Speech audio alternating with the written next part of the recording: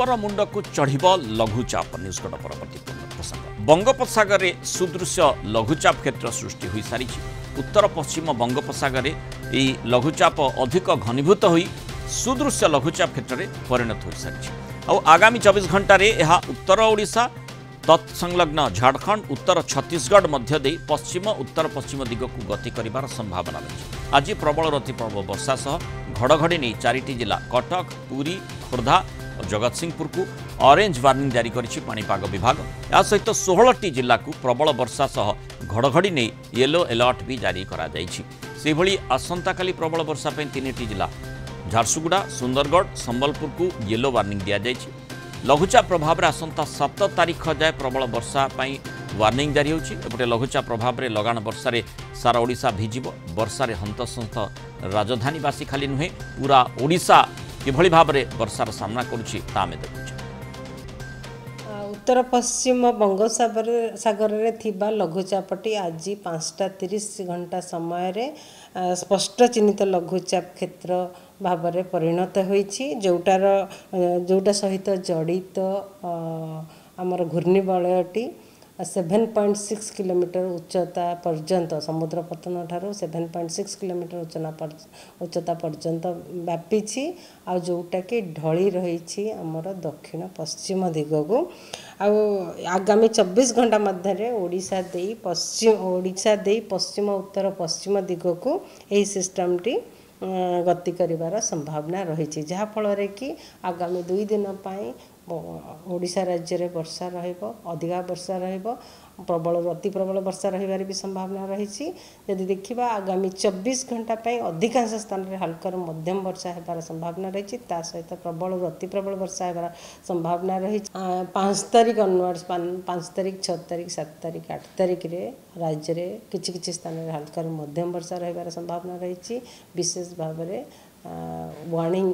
कि आगाईर किसी संभावना नहीं किंतु वर्षा सहित गोटे कि 2टा स्थान रे बिजुली घड़घड़ी और झटका पवन हो पारे। अधिक आलोचना करबा आम सहित पाणीपाग विशेषज्ञ देवाशीष विश्वजीत साहू जोड़ी होइछन्ति। विश्वजीत स्वागत करबा आलोचना को। जो लघुचाप गतिपथ जहाँ सुदृश्य लघुचाप को परिवर्तित होइछि विशेषकर आम जदि देखिबा जे माने तलमुंड ओडिशा सारा वर्षा कथा कहुई। ता भितरे जो 4टी जिला कटक पुरी खोर्धा जगतसिंहपुर को आज ऑरेंज वार्निंग जारी करा जायछि। वर्षार मात्रा सेठी अधिक रहबो। ता सहित 16टी जिला को येलो अलर्ट दिया जायछि। सेठी मध्य जो लघुचाप गतिपथ संपर्क में सूचना दि जायछि। उपर मुंड को यह जतबेले अग्रसर होउछि 2टी राज्य उपर आमर नजर थाए छत्तीसगढ़ कथा हेउ बा एठी झारखंड कथा हेउ उभय राज्य में जदि वर्षार मात्रा खूब अधिक रहा एपटे तले मध्य तलमुंडे वर्षा हो चली तेणु उपर मुंडे जदि अधिक वर्षा हुए वर्तमान जदिओ जहाँ जलसंपद विभाग पक्षर कहुई बन्यार स्थिति नाही केउठी किंतु से संभावनाटी यथेष्ट बढ़ुछि कि ता भितर नजर करने को पड़ो जे छत्तीसगढ़ और झारखंड में वर्षार मात्रा किभली रहुछि। नमस्कार। प्रथम तो आप देखिए आमर गत काली जो लघुचापटी सक्रिय थिला आज सकाଳେ घनीभूत गोटे सुदृश्य लघुचाप परिणत होता है। वर्तमान जदि देखिए यह धीरे धीरे स्थलभाग अतिक्रम करुच्ची जेहेतु यह सुदृश्य लघुचाप आमर जो पूर्वानुमान रही है आगामी 24 घंटा भितर धीरे धीरे केंद्रीय ओडिशा और परवर्त समय आपंकर छत्तीसगढ़ मुहां हो पारे। तेज यह प्रभाव में आप देखिए आसंता काली ठारू मोस्टली आप जो वर्षार परिमाण रहा पश्चिम ओडिशा तथा यार संलग्न जो छत्तीसगढ़ अंचल जो अपर महानदी मेंशन करें से अंचल आपंकर आसंता काली वर्षार परिमाण बढ़ीपे। विशेषकर देखा आज अपराह पर वर्तमान देखा उपकूल बेल्ट रे आप वर्षार परिमाण बहुत परिमाण ह्रास पाई धीरे धीरे जो क्लाउड बैंड गुड़ाक समुद्र निकटवर्ती अंचल जमी आप कोस्टल बेल्ट रे पुरी जगतसिंहपुर केन्द्रापड़ा जाजपुर इंक्लूडिंग भुवनेश्वर कटक आज अर्ली मॉर्निंग रे भल वर्षा रेकर्ड करा जायछि किंतु वर्तमान से धीरे धीरे वर्षार परिमाण कमुची जेहेतु लघुचाप आगु को मूवमेंट करुछि एवं पूर्वानुमान होछि आगामी आज संध्या पर आप पश्चिम ओडिशा एवं केंद्रीय ओडिशा जमती कि ढेंकानाल अनुगुल सुंदरगढ़ झारसुगुड़ा एवं यार पार्श्ववर्ती अंचल बरगढ़ यही सब पकेट आपंकर मध्यम प्रबल वर्षा अनुभूत हो पारे जोटा कि आम कहते 60 मिलीमीटर अधिक वर्षा 60 ରୁ 100 मिलीमीटर पाखापाखि वर्षा गोटे 2टा अंचल विशेषकर पश्चिम और केंद्रीय ओडिशा किसी स्थान में हो पारे। जहाँ प्रभाव में आम जो पूर्वानुमान रही अपर महानदी बेल्ट रे किसी परिमाण रे जो नदीर जलस्तर रही बढ़ी पारे तेज यह ही आखि आगे रखी आपड़ देखिए जल संपद विभाग तरफ हीराकुद रे 6टी गेट गत काली खोला होता आज आप देखिए से ट्रेन टाक से बजाय रखुच्च कारण रूल कर्व हिसाब से जी जल रक्षा कथा हीराकुद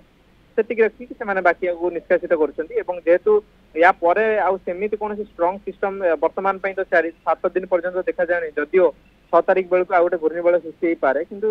एत सशक्त न हो पारे मैंने आम केवल लघुचाप ही सीमित रहा गोटे घूर्णिबल सीमित रहा आम जो पूर्वानुमान रही आगामी 7 दिन पर्यंत जेहेतु एत बड़ वर्षा ना मे भी एत बड़ बन्या आप सृष्टि न करे मे भी आम कहीपर छोट धरण बन्या हो पारे विशेषतः माने जो कथाटी आम चर्चा करुचे अपेक्षा करवा जे से भली वर्षार मात्रा कौन रोचे ये कथाटी कहुपे जे सुदृश्य लघुचाप जदिव 7 तारिख पर्यंत वर्षा कथा कहुई बोधवे दिने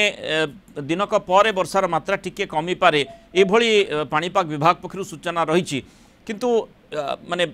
ये सुदृश्य लघुचाप तापरे पुणी थे लघुचाप को स्केल डाउन करिबो ना सेठी संभावना रही आहरी अधिक घनीभूत हो पारे देखो वर्तमान जो ओडिशा रु झारखंड मुहां हेबो सेतबेले झारखंड छत्तीसगढ़ मुहां हेबो सेतबेले कोनोसी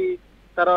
इंटेंसिफिकेशन देखा जाउ नै कि सुदृश्य लघुचाप रु मे भी लघुचाप पर्यंत जाई पारे किंतु किछिटा मॉडल आपनर इंडिकेशन कराउछन्ती कि जेतबेले मध्य प्रदेश उपरे